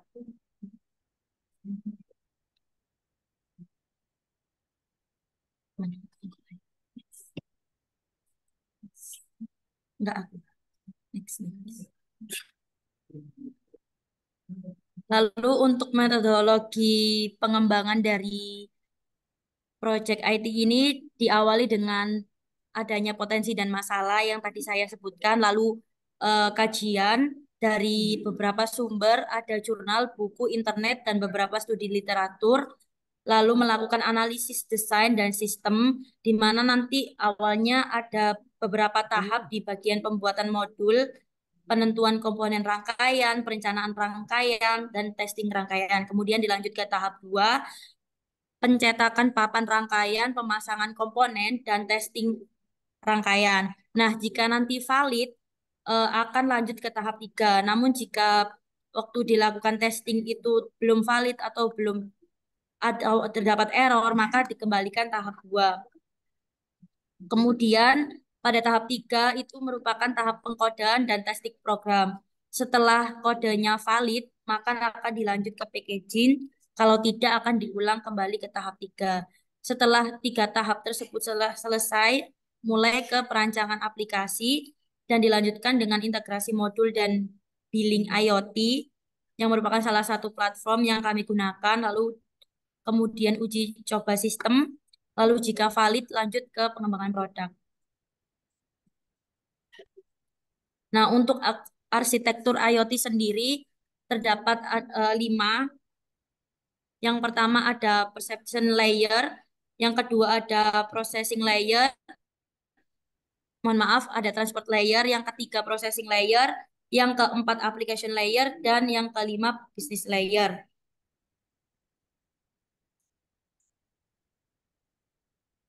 Nah, untuk arsitektur ini yang pertama di bagian perception layer ini adalah lapisan terendah dalam arsitektur IoT. Tempat semua sensor ditempatkan untuk mengumpulkan data. Sensor-sensor ini mendeteksi perubahan fisik seperti getaran tanah, kelembapan, dan curah hujan. Sensor yang kami gunakan adalah sensor getaran, sensor suhu dan kelembapan, serta sensor ultrasonik. Lalu untuk arsitektur yang kedua yaitu lapisan pemrosesan atau biasanya disebut lapisan middleware untuk memproses data. Lalu akan dilanjutkan ke bagian business layer yang menampilkan tampilan data yang diambil dari sensor itu setelah digabungkan dengan hardware-nya.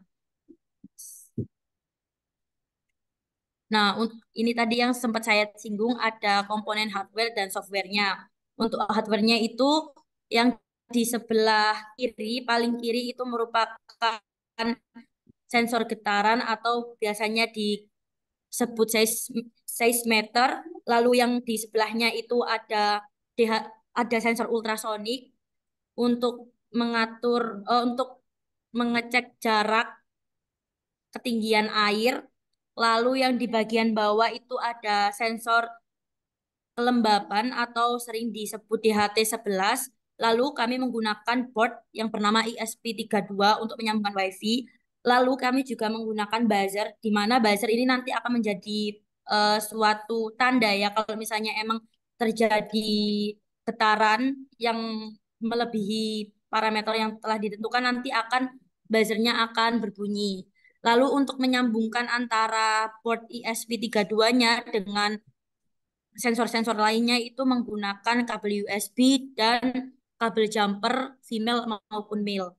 Lalu untuk softwarenya kita dapat memantau melalui billing IoT dan untuk pengkodean programnya melalui Arduino dengan bahasa pemrograman C++. Lalu untuk database-nya kami mengambil Firebase dan untuk koneksinya kita menggunakan WiFi dengan syarat satu jaringan. Nah, ini yang kurang lebih desainnya. Jadi nanti itu penggunaan Arduino sebagai pusat kendali untuk menghubungkan beberapa sensor seperti DHT11, sensor ultrasonik, sensor getaran untuk mendeteksi potensi gempa maupun banjir. Informasi yang dikumpulkan ini nanti akan diolah oleh sensor kemudian dikirim melalui Wi-Fi ke perangkat seluler yang memberikan notifikasi peringatan kepada masyarakat.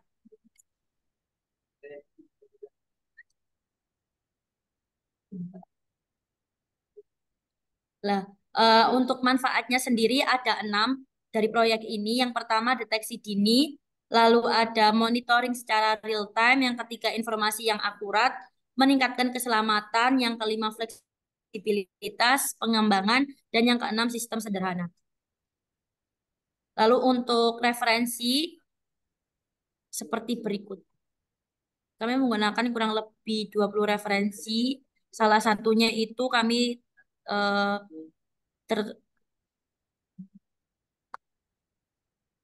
dari G-Alert yang punyanya Jepang itu, Bu. Jadi kalau misalnya ada deteksi bencana alam, itu langsung dapat notifikasi langsung ke masyarakat. Seperti itu. Sekian presentasi dari kelompok 2. Jika ada yang ditanyakan, dipersilakan. Oke, untuk apa namanya sensor-sensornya tadi kan gambar ya, pakai ultrasonik dan lain sebagainya gitu kan ya. Nah, itu untuk perangkatnya bisa nggak dibuatkan ke dalam Excel itu seperti apa, 1, 2, 3, 4, 5 gitu yang dibutuhkan. Jadi kan analisis kebutuhan sistemnya itu jelas. Tadi softwarenya apa, misalnya Firebase dan lain sebagainya. Kemudian komponen alat peralatannya itu apa, gitu kan. Jadi bukan berupa gambar, tapi eh detailnya. Ya nanti next lanjut. Karena nanti kelompok apa presentasi berikutnya itu yang saya minta itu kan ini untuk idenya ya, di kelompoknya ya. Kelompok 1, 2, 3, 4 ide project IoT apa yang mau Anda gunakan untuk di project akhir ya. Nah, minggu depan setelah saya presentasi, kalian tetap presentasi, tapi presentasinya itu berkaitan dengan eh, komponen apa saja yang digunakan, plus rencana anggaran. Kira-kira misalkan kalian pakai SP32 tadi ya. Nah, itu berapa harganya gitu ya. Harga saat ini maksudnya. Paham ya semuanya ya.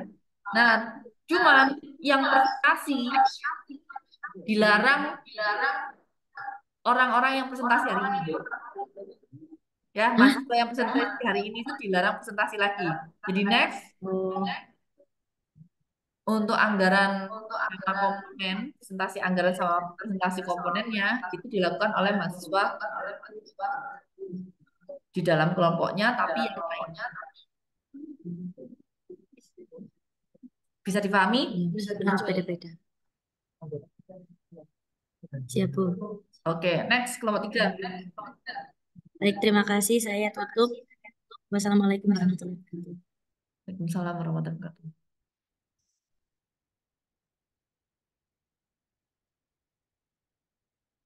Ayo next kelompok 3 siapa yang mau presentasi?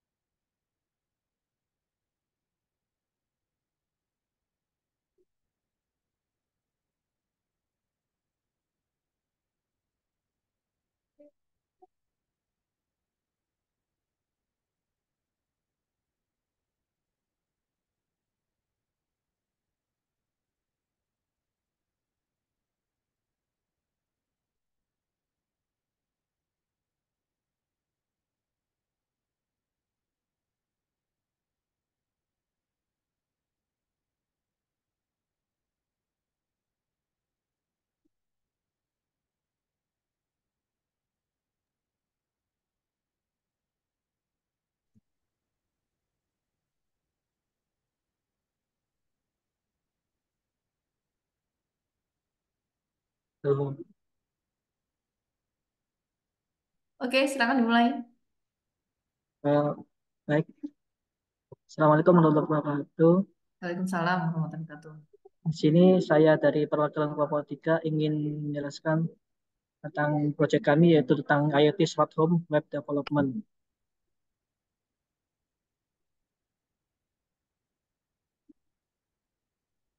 Di sini anggotanya itu terdiri dari yang pertama itu Ahmad Adi Prasetya dengan NIM 313002117 dan Kodi M. Rosul 3130018 dan Fadilur Rahman dengan NIM 19 dan saya sendiri yaitu Abdurrahman dengan NIM 21 dan Dina Ayu Sinta dengan NIM 31 dan Dimas Satria Utama dengan NIM 36 dan Galuh Aryo Prakoso dengan NIM 38.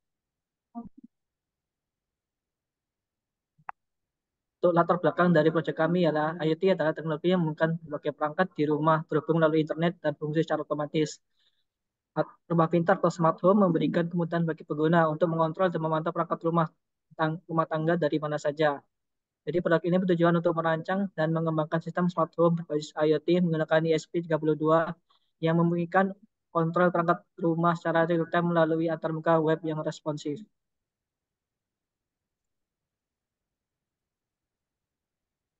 Untuk desain hardware-nya kita menggunakan yaitu dengan menggunakan ESP32 di mana mikrokontroller utama dalam proyek ini memiliki koneksitas WiFi bawaan di mana SP dipilih karena kemampuannya yang menghubungkan perangkat rumah tanpa perlu modul tambahan, membuatnya lebih hemat biaya dan mudah diintegrasikan. Kemudian untuk komponen lainnya yaitu untuk LED digunakan untuk simulasi perangkat rumah yang dapat dikontrol seperti lampu. Kemudian yang lainnya yaitu breadboard di mana alat untuk merakit sirkuit sementara tanpa harus menyolder sehingga memudahkan pengujian dan memodifikasi sirkuit. Untuk komponen yang lainnya yaitu resistor di mana mengatur arus listrik untuk menghindari kerusakan pada komponen seperti LED. Komponen yang lainnya yaitu kabel jumper digunakan untuk menghubungkan komponen pada breadboard memungkinkan berbagai konfigurasi dan pengaturan sirkuit.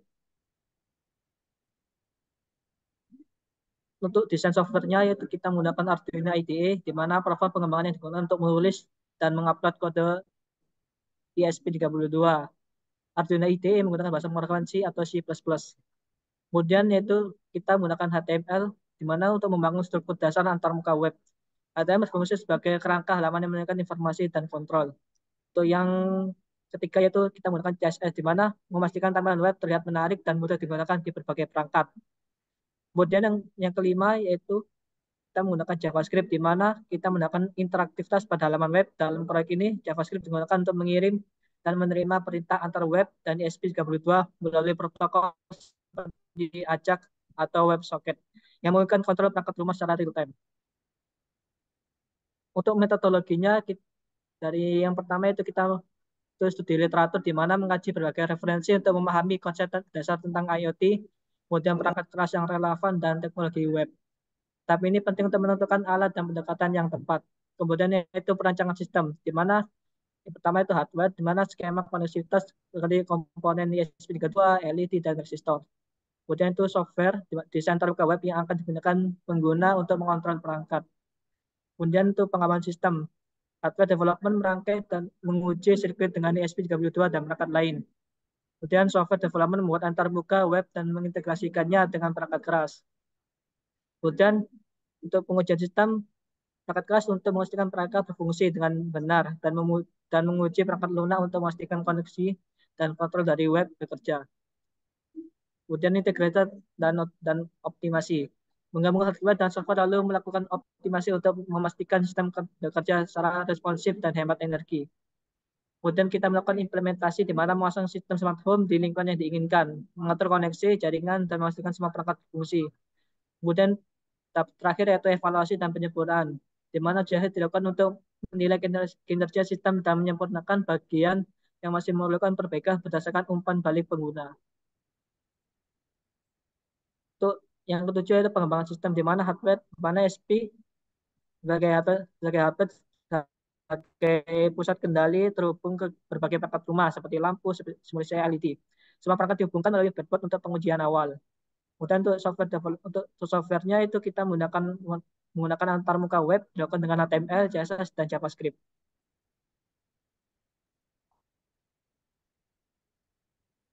Untuk konsep dan logikanya itu seperti gambar berikut ini, di mana kita karena ESP32 dan aplikasi web kita itu akan terhubung menggunakan API atau sebagai jembatan sehingga bisa berintegrasi dengan ESP dan aplikasinya. Dan ini harus menggunakan WiFi yang sama, tidak boleh menggunakan WiFi yang berbeda sehingga kita mendapatkan IP yang sama.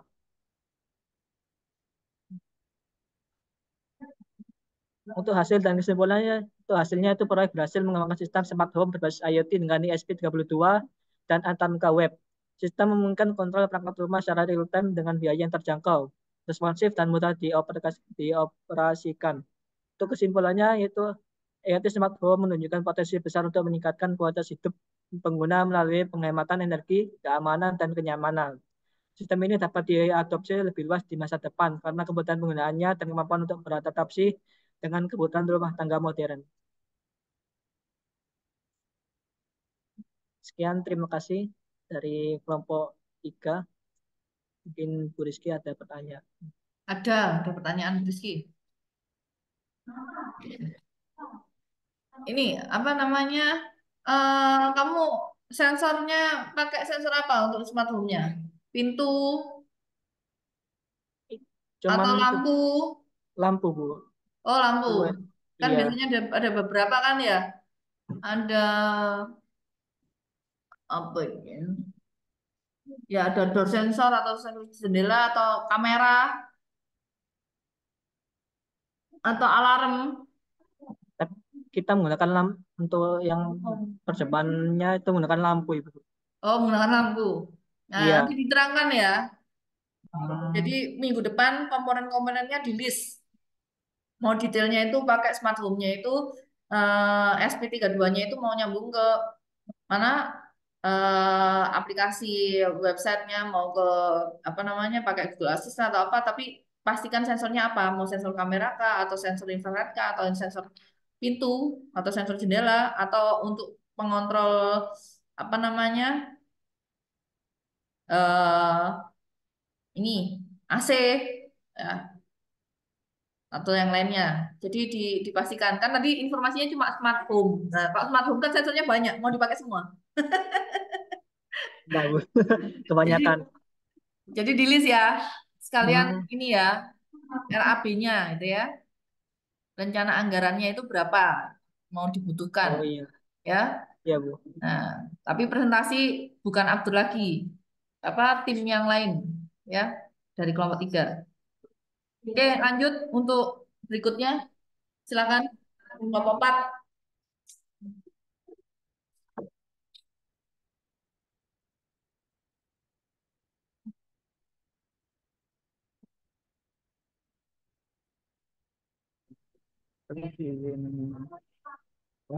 Testing.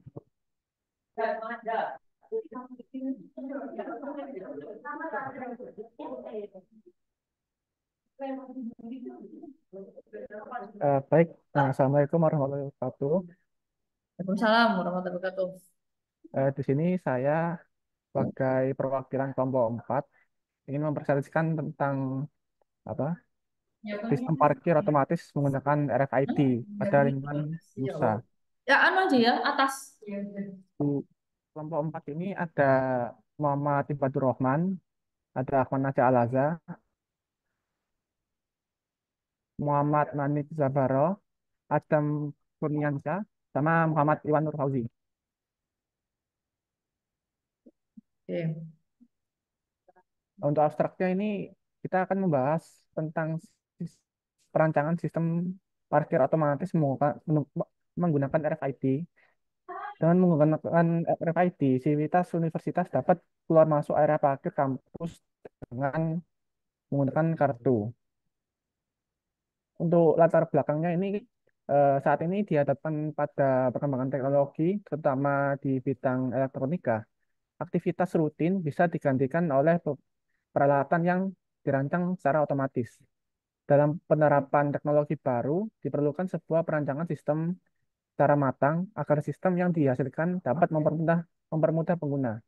Nah, dengan pengembangan teknologi RFID diharapkan dapat mempermudah pengguna dalam melakukan suatu rangkaian kegiatan. Untuk kali ini, latar belakangnya ini di UNUSA, di mana kita kan apa namanya keluar masuk di di kampus masih membutuhkan STNK gitu. Dan di sini saya ingin apa merencanakan sistem parkir otomatis di mana kita sebagai aktivitas kampus hanya menggunakan RFID untuk keluar masuk di lingkungan kampus. Nah, cara kerja sistemnya itu pertama identifikasi, proses identifikasi yakni inputan data yang berupa masukan dari RFID reader yang mendeteksi kendaraan kartu RFID tersebut. Kemudian konfirmasi. Proses konfirmasi berupa input data yang masuk ke microcontroller dan membandingkan dengan data yang sudah terdaftar dalam program. Kemudian portal. Jika sudah dapat dikonfirmasi, maka mikrokontroller akan memerintahkan eksekusi untuk motor servo membuka portal sehingga pengendara diperbolehkan lewat. Rancangan desain project.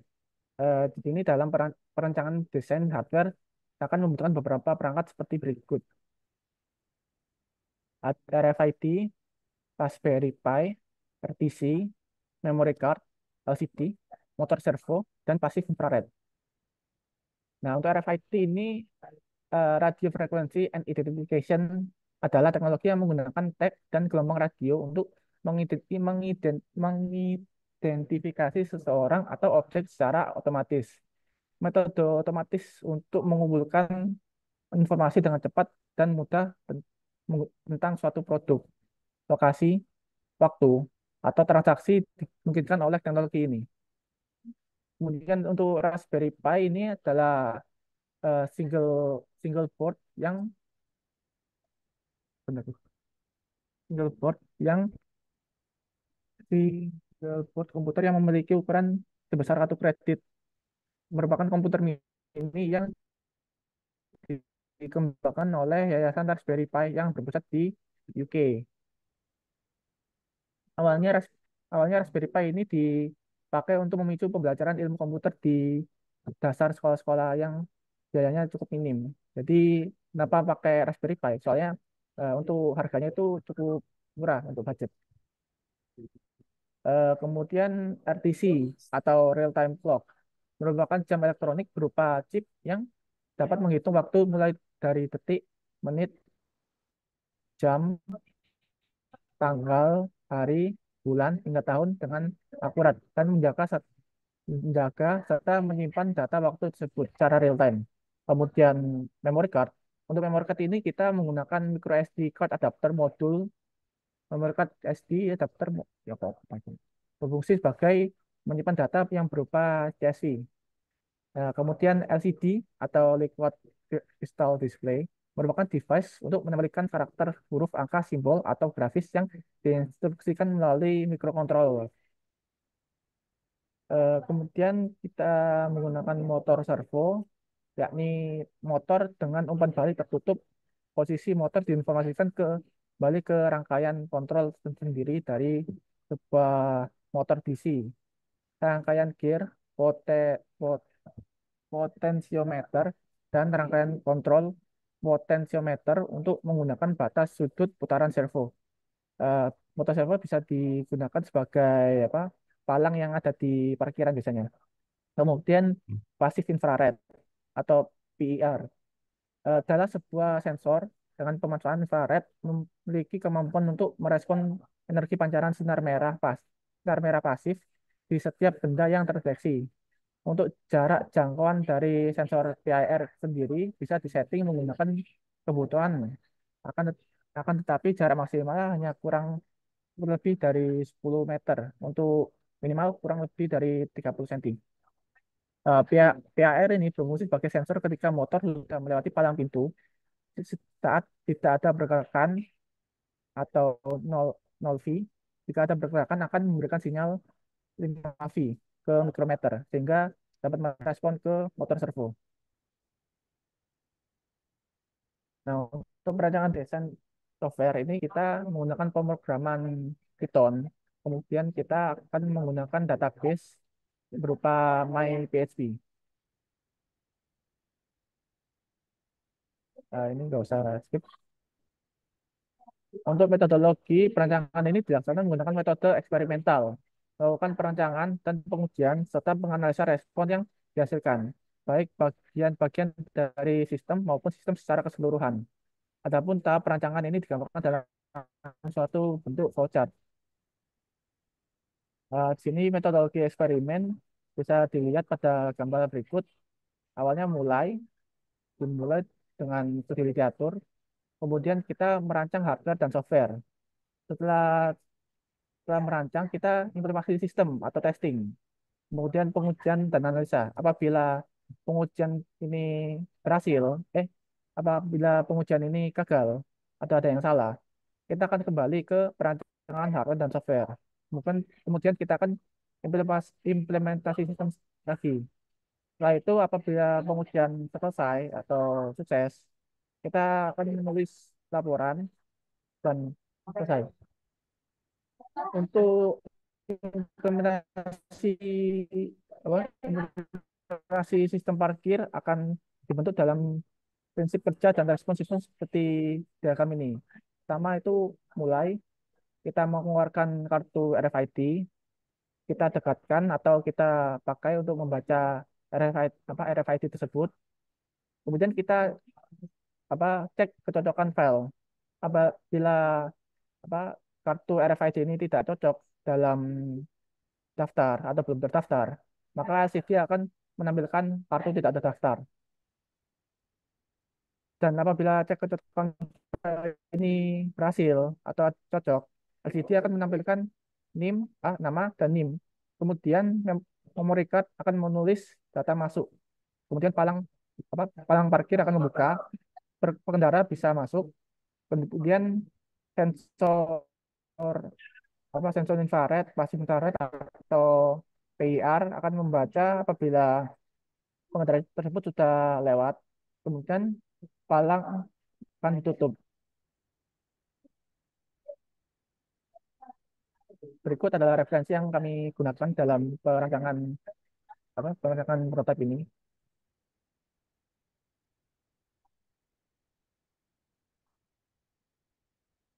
Baik, sekian dari saya. Terima kasih.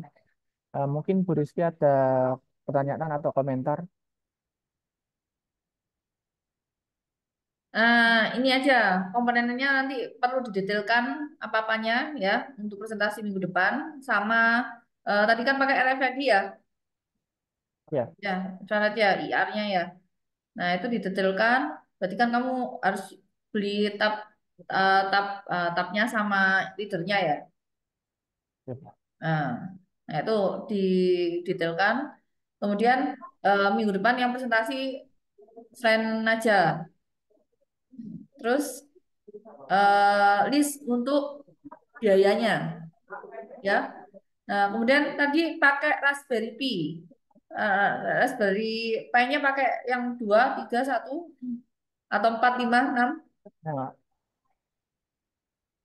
Nah, untuk itu masih belum kami tentukan, Bu. Soalnya masih cari-cari sesuai budget juga, Bu.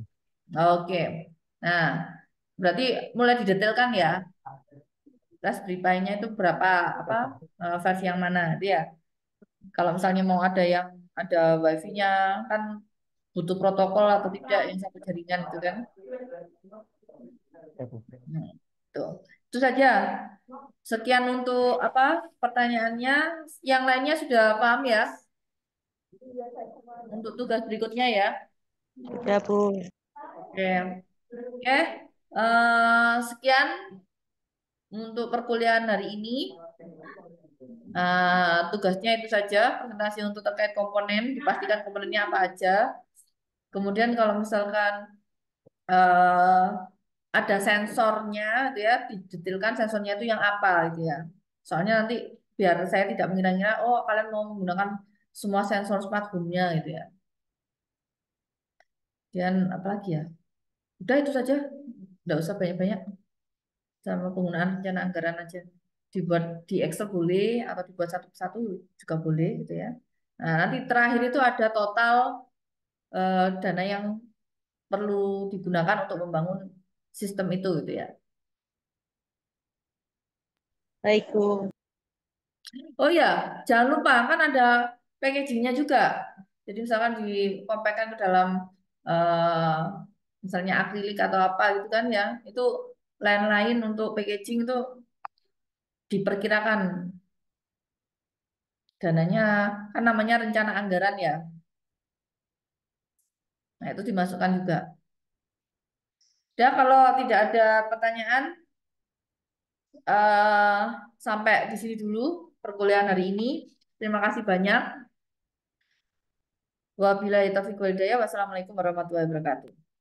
Waalaikumsalam Waalaikumsalam warahmatullahi warahmatullahi wabarakatuh. wabarakatuh.